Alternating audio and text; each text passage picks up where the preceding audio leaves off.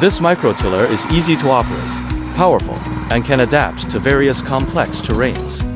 After arriving at the tillage area, first turn the engine stop, switch to the OFF position to shut down the machine. Then lower the support legs to prepare for tillage wheel replacement. First, pull out the fixing pin, then remove the tire. Install the tillage wheel, as shown in the video. Align the installation position and fit the tillage wheel in. Then insert the fixing pin to secure the tillage wheel. Use the same method to install the tillage wheel the other side.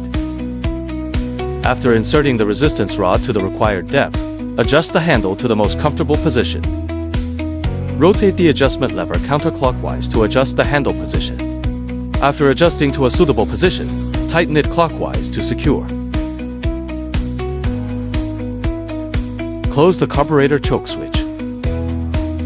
Turn the fuel switch to the on position. Turn the throttle switch to the half position. For safety, shift the gear to the N position before starting. Turn the on-off switch to the on position.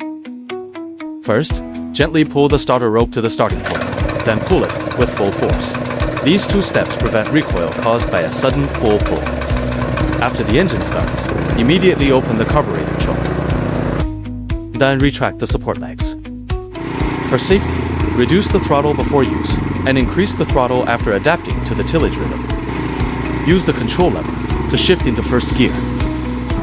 For safety, first gently squeeze the clutch lever to control the operating speed of the microtiller. Use the control lever to shift into second gear.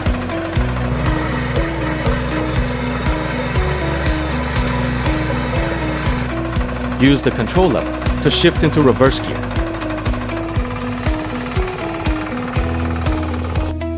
Then select the appropriate gear as needed to begin cultivation.